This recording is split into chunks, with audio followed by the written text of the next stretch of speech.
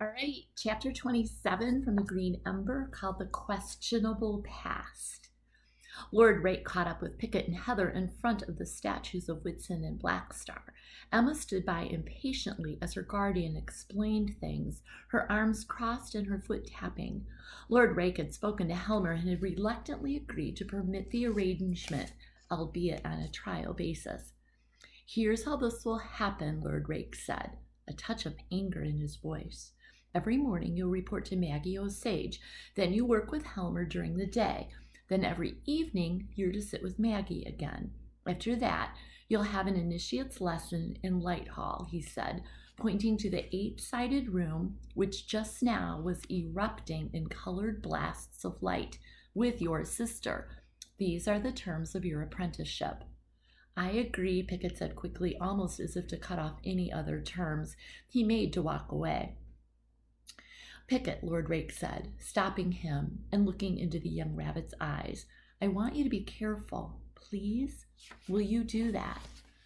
As careful as someone training for war can be, Pickett said, bowing quickly. Lord Rake would have to accept it. He seemed to, with a persistent look of concern. He nodded to Pickett and then turned to leave them. Over his shoulder, he said, I'll see you tomorrow night at Light Hall after supper, if you're still alive. He disappeared down the brick path back toward the hallway. Emma's frown looked to be permanent, and waving to Heather, she followed after her guardian. As Heather and Pickett descended the long stairway, Pickett moving a little gingerly on his bad foot, they could hear Emma's raised voice trailing behind her. She was furious. But what about Heather? She was silent. Heather wasn't sure how to feel. She was concerned about Pickett. She wanted him to be well and to do good. She wanted what she believed her parents would want for him. She was still concerned about him, but her concern had simply shifted. She'd been worried about him brooding and moping around, a sullen shadow of himself doing nothing. Now she worried about what he was doing, what he might become under the influence of the reckless rabbit with the mysterious past. But she was glad that he'd agreed to see Mrs. Maggie Weaver. So she was concerned, but with a ray of hope poking through the dark cloud of her fears.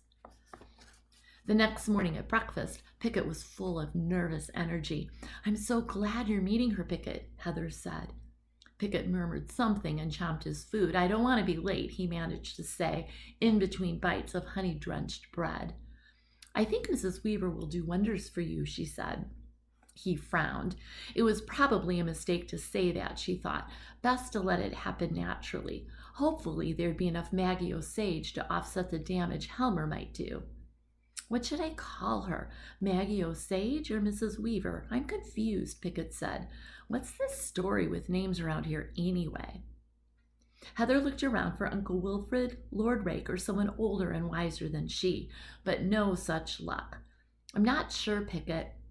I think last names used to only be used by lords and ladies like Rake, but these days rabbits use either their calling as a last name, like Ephah Potter, or their home, like us with Onick Hollow. I know that, but we never used that name before, and Father isn't even from Nick Hollow anyway, said Pickett.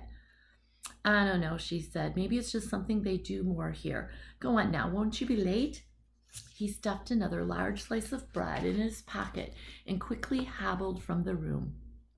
A small wave was all Heather got in farewell. She looked down at her plate. She was still working on her first plateful while Pickett had polished off 3.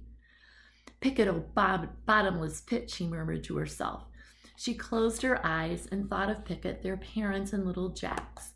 They prayed they'd all be safe and together again, somehow. Kyle appeared in the savory den. Noticing Heather, he waved. Then he and a small parcel of his gang came and sat all around her. Good morning, Kyle, she said. Good morning, Bucks. Good morning to you, Heather, Kyle said, and his gang nodded to her, grinning mischievously. Have you heard the rumors? Kyle asked. Nope, said Heather. She pretended to be interested. Inside, she was eager for answers, even from this unreliable rabbit. But I did hear some interesting things when I had breakfast with Jupiter's heir after returning from an all-night tour through the marvels of the lost land of Terralyn. A fascinating conversation. He had a few prophecies about young rabbits who lie. Very funny, Kyle said. Say hi for me next time you see him. Heather laughed. I'll do that. You know, Heather, you could really had breakfast with Jupiter's heir this morning and not known it was really him, Kyle said, his shoulder raised. I had breakfast with my brother, Heather said, shaking her head. Never know, Kyle began. Bilton Chandler told me he knew something bad about your brother, and now he's apprenticed to Helmer the Black-Hearted? Okay, you rogue, enough of that. I won't hear you speak ill of my perfect, polite, posh little brother, she said. What's the news this morning? I'm sure you have something juicy to share. I do, he said with a big smile. Okay, what is it? Only that the secret citadels are in turmoil, nearly all of them. Kyle looked side to side, then resumed, touching his nose. The word is, they're sick of waiting. Some of them want to attack Morbin now and go down in an awful and inevitable defeat. You know, your real death and glory party. Others are sown full of traitors, which, beg your pardon, should interest you, who are in the pay of the lords of prey. They're causing all kinds of turmoil. The word is that the lords and captains are all meeting here over the next week to decide what to do. What'll happen? Heather asked, unable to pretend she was not interested. It should be the end of the resistance, Kyle said flatly, which in a short time would be the end of this place. He appeared oddly unfazed by it all. But we've just got here, Heather said, and no matter what you say, I like it here. Sure, it's okay, said Kyle. Just a little too strict for me. Anything is too strict for you, Kyle. True enough, he said, shrugging. But listen, Heather, I like you. You've been kind to me, so I want to level with you. He looked at his gang. Take a hike, he said. His followers left. Okay, Heather said, a little confused. Listen, Kyle went on. I know I'm breaking the law of initiates, but I don't care. I don't know about Terralyn, he said uneasily, and I'm not sure about Jupiter's heir. I've heard stories about how wonderful Terralyn is since I was little, and every dreamy poet you meet thinks it's real. I want to believe in Terralyn more than you know. Jupiter's heir is a real rabbit, though no one I've talked to knows for sure who he is. The fallen king had about 10 sons. Most of them are fighting for the title of heir in the Great Wood, but no one knows who or where the true heir is. So rumors fly. Jupiter's sons are in the Great Wood? Most of them, sure, or what's left of it. The oldest, Prince Winslow, is the nominal governor of the wood. Some of the citadels want to go over to his cause, believing he can lead a real revolt. Others think he's so close to the lords of prey that he's compromised. They believe he's too tight with Morbin himself. Morbin's the king of the lord of prey and the one who killed King Jupiter. Oh my, Heather said, engrossed. Winslow is allied with his father's murderer? It's all politics in these great families, Kyle said, swatting at the heir dismissively. All the highborns are the same, greedy, entitled, and looking to lord over others.